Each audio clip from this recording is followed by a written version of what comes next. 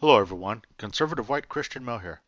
Today I got an email from my state assemblyman, James Gallagher, for the area I live in Northern California, um, that the results are in from a questionnaire that they had mailed to everybody that lived in the area that had to evacuate from the Oroville Dam uh, imminent failure that was about to happen back in February. So anyway, I just wanted to go over those results with you since it just came today. But he did send me an email, and it starts out, "Dear Robert," because we're on a first name basis. It's well, I did meet him 2 years ago, about this time 2 years ago. Um, we met for breakfast with a group of local people, and I had a chance to speak about some things I felt about like education and what was going on at the time with the border and it being not protected, and a little bit about some other things that maybe I'll talk about in other videos, but had to do with Prop 8 and how I told him how I felt that it wasn't stuck up for by our Attorney General, and he said he considered it a crime also. So at least we're on the same page on that. So I do believe we have a good assemblyman for our area, and I'm happy he seems to be sticking up for us. So I know the email just had my name on it. I know we're not on a first name basis, but disregard that. Anyway, let's delve into this and see what these results are. As you may or may not know, I live very close to the dam, the Oroville Dam, and it's kind of line of sight. I mean, there's trees and rice silos in the way, but aside from that, it's a straight shot. And I don't have to drive very far to get a real good view of it when you get out into the rice fields. And we could see from my house, me and my family, the mist in the air from it. It's easy to see even from the distance I'm at. I don't know, maybe 15 miles, I'm guessing. But yeah, I used to take my boys up there, and we would check out the dam all the time. And it was nice when the spillway was running. We'd go down to hike to the bottom, and the kids could see the fish in the water, and there's all kind of birds and all kinds of people down there. There's a little hiking area across from there, and so it was always a nice thing to have around. But it really this year become the realization of how dangerous it could be to have a dam in your backyard. So anyway, the reason I mention that is just so you know that I did participate in this survey also. So I did not look up to see how many they sent out, and I think I knew that at one time, but they only had about 3,000 responses. I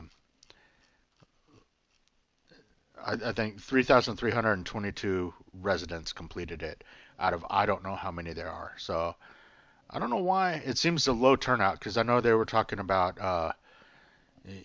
thousands and thousands of people that had to evacuate. And I know during the evacuation was a very difficult time. Traffic was awful, and I was stuck in traffic too. With this, I swear, as soon as I left, my cat peed in her carrier. So we're sitting here stuck in traffic. It took like 2 hours to get 30 miles, and the cat was just. I had a towel in there with her too, but she was already soaked and drenched. And it was just an awful experience. And I was sitting there stuck in traffic thinking, if this dam breaks, I'm just going to drown in my car. I would have been safer at home, in my upper story probably, but who knows. Regardless, back to the survey. Thanks for putting up with me on my little getting off schedule there. But the first question was, do you believe when there's a heavy snowpack in the winter months, more water should be released from Lake Oroville? And the overwhelming majority said yes. And these people know how to regulate the water. You let the water out and you expect it to refill up. Um, that was kind of showed where people's minds are, that they realize how the dam works. The second one, do you believe Department of Water Resources, which is the DWR, should not be issued a 50-year license, which is the typical time that they do, 50 years, to operate the dam until the cause of the spillway collapse has been identified? Operations at the dam have been modified to address safety concerns, and downstream impacts are addressed. And by golly, it's a high percentage. 85.1% said yes, that they believe that the DWR should not be issued which is up for it right now, a 50-year license to operate the dam. Um, so the majority of the people, over, well, 2,775 people, said that they don't think that the DWR should be able to operate the dam. And it's, if you're in this area, you know why. Um, Number three, the most concerning safety issue at the dam complex is, and 84%, the operations and maintenance performed by DWR. So we know that they're our own worst enemy. Oddly enough, 3.6% of the people believe that terrorists who could target the dam in an attack is the most concerning safety issue. So I'm thinking 3.6% work at the DWR of the people that responded. So, or for another state agency. That's all I can assume on that. Number four, have you suffered any financial losses as a result of the spillway failure and evacuation? Hotel, gas, business losses, lost wages, etc. And luckily, this is a good one. I mean, it's real close. It's close to half and half. But 54% said no. Um, I don't think everybody evacuated. I know for a fact not everybody evacuated. I went through the process. I was gone for a couple hours, and I'm sitting there in a car. The water had stopped coming over the top of the spillway, and I was thinking, what am I going to do? I got this cat soaked in urine, and it's me and a carload of stuff, firearms and stuff like that. I can't just take that into a shelter or anything, right?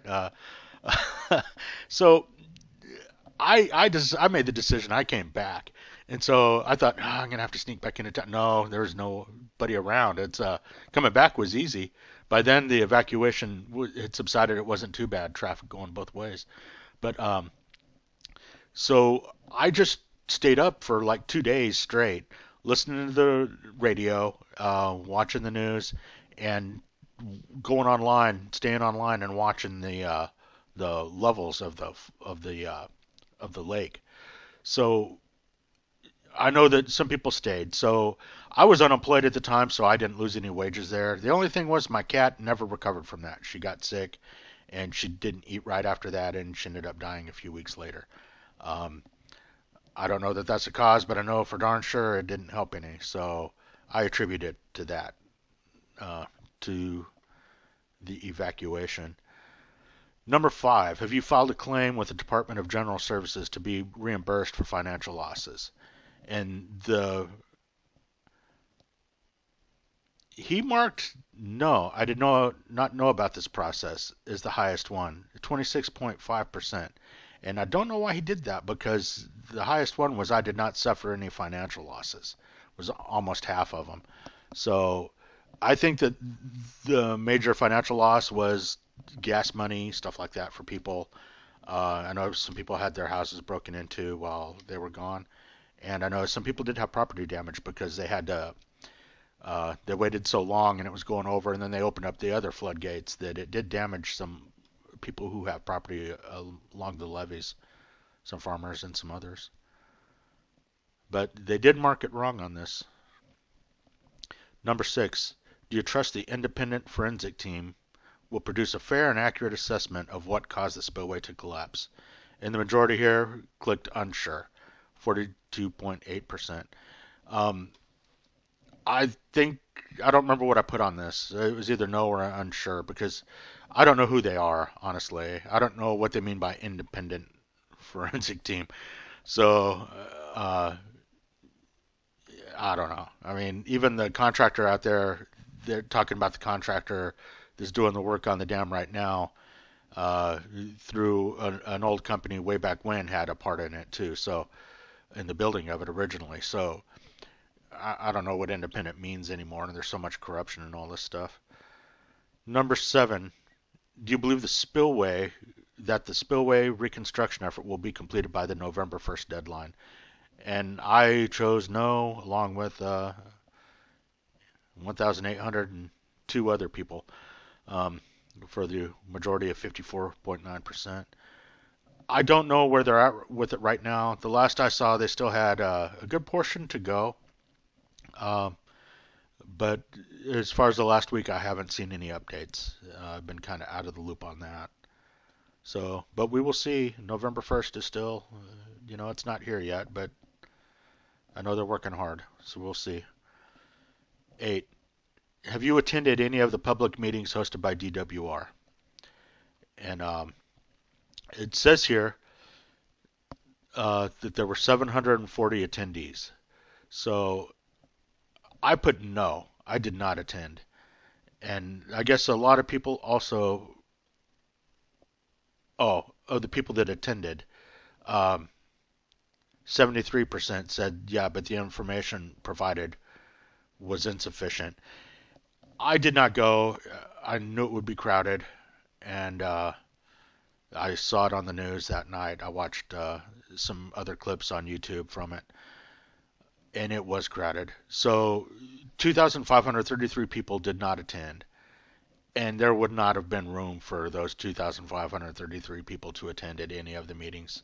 I know the closest one to me was in Gridley, and I think that was the first night they did it, and then they did some others around the area. So, um, at that time too, I did not realize that the gentleman, I was so upset with him, who was in charge of the DWR. He's the acting whoever in charge. I was I I was so displeased with him because that was a threat on my family's life right there. The reason that they let this overflow. So to me, that's like attempted murder. I've got 4 young boys that he put in harm's way, and myself. But it's more important about the young boys. They're still teenagers, and you know, half are in the single digits and half are teenagers or in the doubles. Um, Back to what I was saying.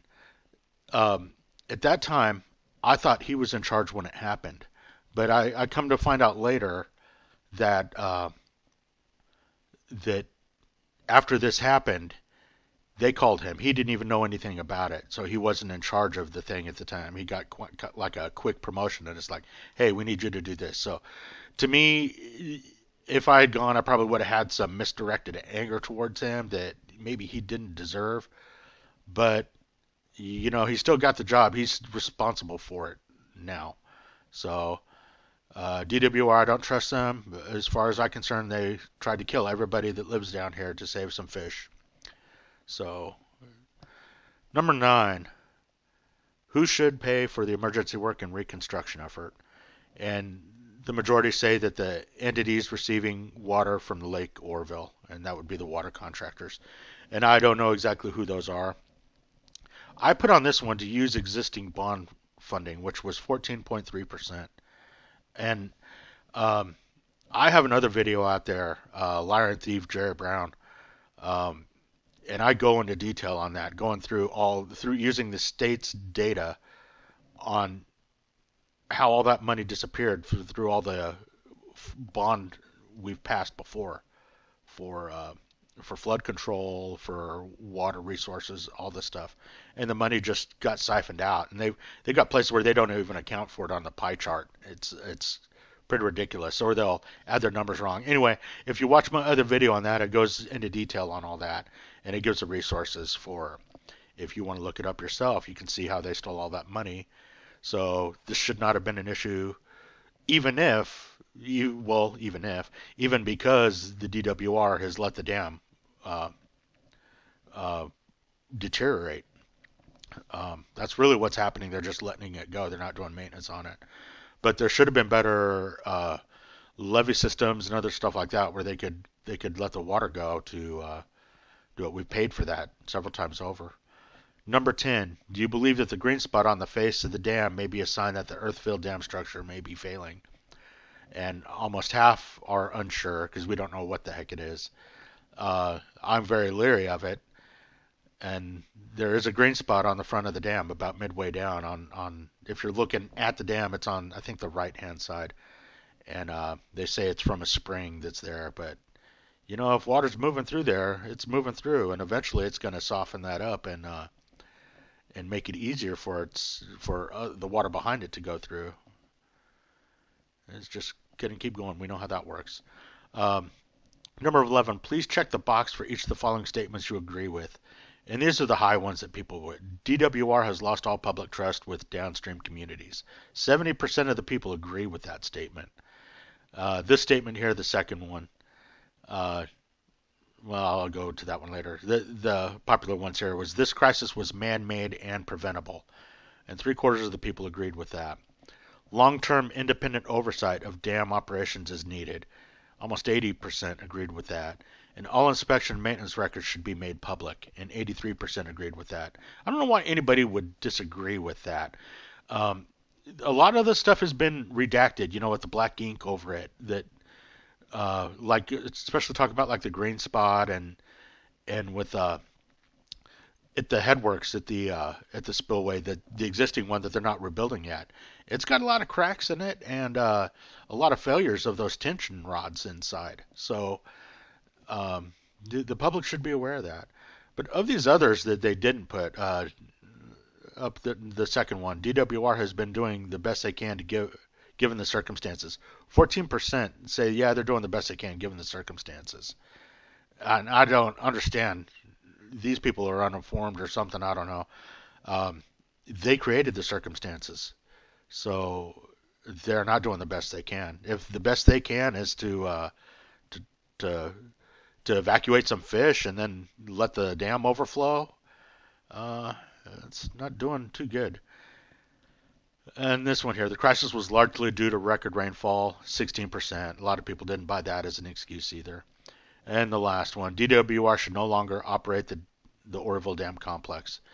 And that's high pretty much. That's 40%, which that should have been higher with people saying that they shouldn't get the contract for 50 years, a 50-year license. So I don't know who they would get to operate it. Number 12, please select the top 3 issues you want addressed. And up in the top rankings, fix the spillway by November 1st was over half. Long-term independent oversight, 54, almost 55%.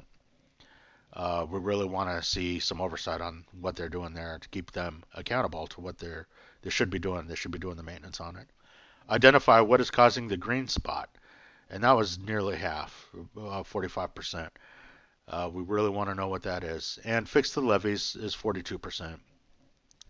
The levees have been an ongoing situation for decades here, but there was some damage due to the high flows of water that they put in. But look at some of these others here. Enhanced recreational opportunities. People want that addressed. 13.1%. Highway lane expansion, 20%. And build a second spillway, 20%. These people here, these have to be like the union workers that still work there. So, I don't know. This is what it is. I just wanted to go over this real quick. That this is what the people that live under the dam think. The people that cared to respond. Um, you, you know, uh, I do not trust the government because I don't think that they're held accountable for anything. So any of the agencies that they represent, DWR, I think they're like a quasi-governmental thing. I don't know exactly what they are, but they're not held accountable to anybody. So they put all these lives at risk, and there's nothing. Nobody's been charged with anything. Nothing's happened. Um, anyway, keep in touch with your representatives. I get these emails to see what's going on, and I contact my representative every now and again, and we have talked in person actually before. Um, but do it with your state, your local, your federal. Try to keep them in touch. And like I said, I have some more details in an older video I have about where all the money went for uh, the flood control projects. So that's that. Thanks for watching. Hope everybody has a good day.